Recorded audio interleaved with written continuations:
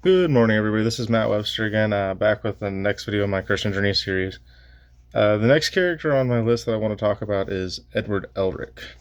Um, so, Edward Elric is a character from the show Full Metal Alchemist. It's an anime which involves alchemy and a lot of learning and growth and development. This show brings back a really, really great question that I think a lot of us at one point in our time in life have asked. Has there ever been someone that's been so special to your life that you would be willing to sacrifice anything to have like 5 more minutes with them? Um, and this is something that the main character and his brother both end up doing. Uh, they actually go against what's called the laws of alchemy, which is that you can't bring someone back from the dead. There's theoretical ways in the show, which are one of them is called the Philosopher's Stone, which is the whole thing that they're looking for the entire time. Through the journey, they discover that it's not possible, and what the cost is for that is really great. So, at the very beginning of the series, the boys are faced with a really tough challenge. Their mother dies, their father's gone off, they don't really know where he's at. Not knowing that their father was trying to find a way to stop the great evil in the land, which is what they all end up fighting together. Ed, though, to describe this character, he's hot headed, stubborn, uh, short. Sometimes he's very, very, very obstinate. Um, which any of my friends watching this can tell you that a lot of these things are definitely me. There's definitely an ego with Ed too. Ed's just a really interesting character, I think. He's also very loyal and grounded in times, like where he knows what he wants to do and he knows what he's willing to do to get it. One other thing that happens in the very beginning of the series, so when you commit the taboo of trying to bring someone back, you pay a price for it. Everything has a cost. Well, Ed ends up losing his right arm, no, his left leg first, and then his brother lost his entire body. So now he's scared and alone.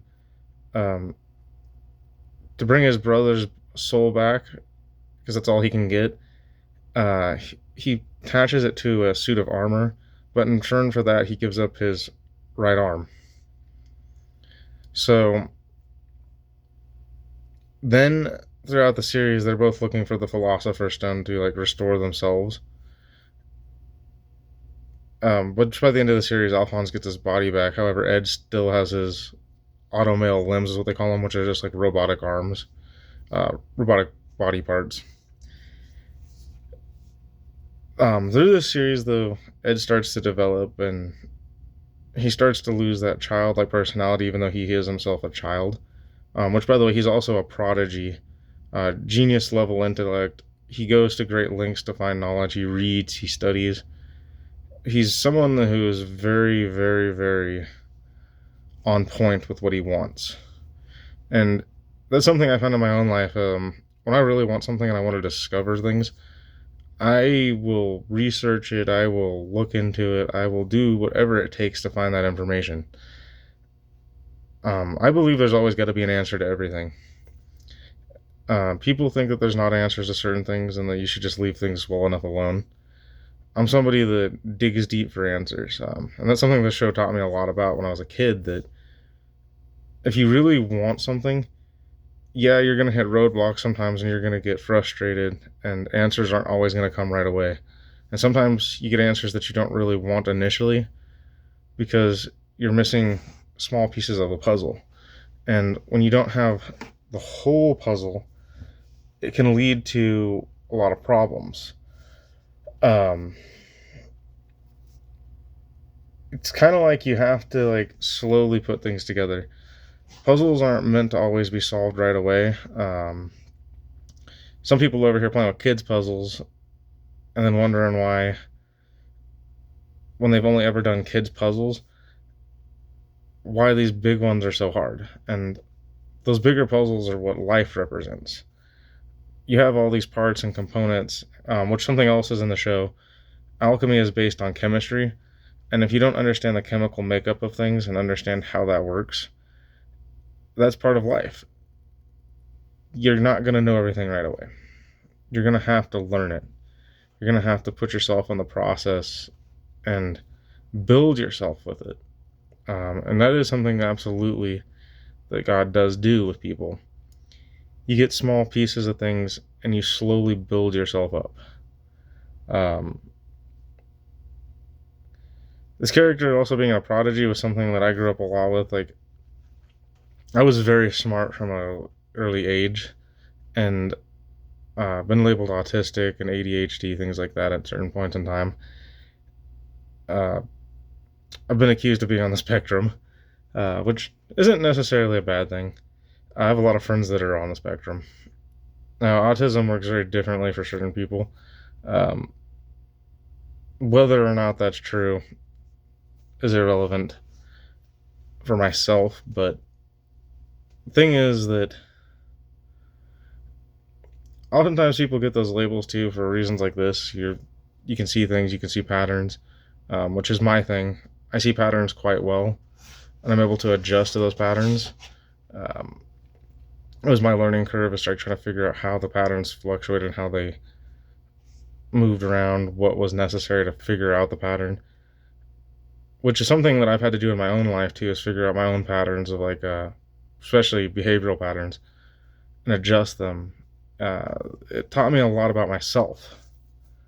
Now, going back to this character in the show, this character is very self-sacrificial, so much so that whilst he is learning and trying to gain things, his main focus is trying to help his brother get his body back so that his brother can live a normal life. Because he realizes the sacrifice that they made as kids was way too great for what kids should be trying to sacrifice. There's lots of great characters that surround this character. Their childhood friend Winry, who Ed ends up marrying. You got Roy Mustang, which is kind of like his mentor in a way.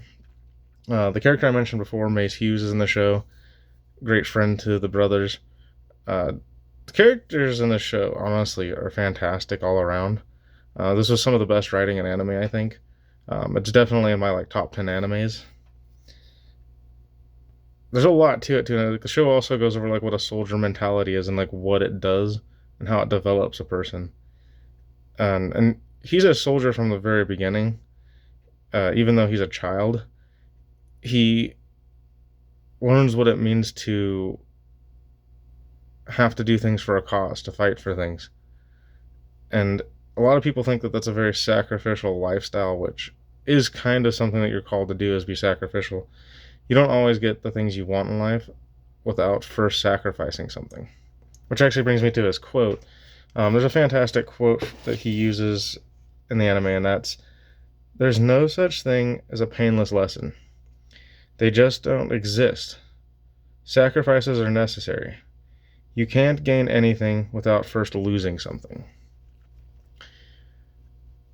In my life, I've had to kind of figure out how to lose parts of my ego, where the things that were holding me back, the things that were keeping me from what I really truly wanted. Being hot-headed sometimes in my own life has led to some really poor decisions, and sometimes I try so hard to please everybody that I lose myself in the process. And I've had to lose that kind of mentality and start worrying about what I need as well. And it's something I'm going to tell people is you can't depend on other people for the things that you need. You got to first find them in yourself. I know that sounds egotistical in some regard, but it's the truth.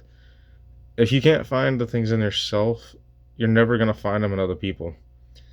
And you're always going to end up depressed and sad, and it's just going to feel like you're disappointed by everything. I myself have been disappointed so many times by life that I finally got to a point, especially within this last couple of years, that I'm starting to realize that a lot of what I needed was right in front of me the whole time. I just had to look in the mirror hard enough and realize that I wanted it bad enough for myself. And when you really truly want something, you go after it. Now, having said that, There are some things I wouldn't recommend people chase, and I've mentioned this in previous videos before. One is power. I don't think power does anything. If you don't have self-control, you really don't have any power. And I see it with our politicians and people in charge. They've got this false sense of power because they have us here pushing us down. That's not real power. That's an illusion of what people think is power. The next thing is money. Money comes and go in your life, and people use money as a tool to buy things, and things cannot bring you joy if you're not happy with what you have. It's nice to have stuff, I don't deny that, and I get it, everyone wants something, but there's actually a thing about being happy with a little,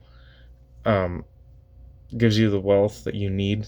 I don't remember the exact Bible passage and how it's exactly said, but that is something that's very true. Wealth, your wealth comes from within. And if you're not happy with the things that you have, you'll never be happy with more. So, wealth and power obviously don't mean much. Great strength doesn't mean anything either if you don't know how to use it. I've seen plenty of muscle-headed, meat-headed muscle-heads, gym bros, things like that. Those guys kind of drive me nuts. Not really sure why they care so much about being super strong if they don't have a purpose to it other than looking good. For me, my purpose and strength is that I desire strength to uphold those around me and kind of be that pillar that stands tall when the world's trying to shake me down. I don't often take back or walk away from something. I tend to stand very firm in my opinions unless I can be otherwise proven wrong or something can be added to it, in which case it just makes my foundation a lot stronger. Anyways, with Edward Elric, all of these things are there and present in the show, and it's very important that people understand that, one, sometimes you've got to let go of things and you've got to be very sacrificial. The other thing is that if you want to gain something, that's another reason why you need to let things go sometimes. Sometimes the things you'll gain from losses are much greater than things you'll gain from wins. You can learn a lot from a win, but you can learn even more from a loss. That's something that they teach you in a lot of sports and stuff. And this show definitely highlights that point very well. Anyways, on a closing note, I'd recommend watching Fullmetal Alchemist if you haven't. It's a really great show. These characters are very well developed, and this show can teach you a lot about how to live life and what to expect, and different approaches to different things, and how to go for your goals without losing yourself along the way. Anyways, next time.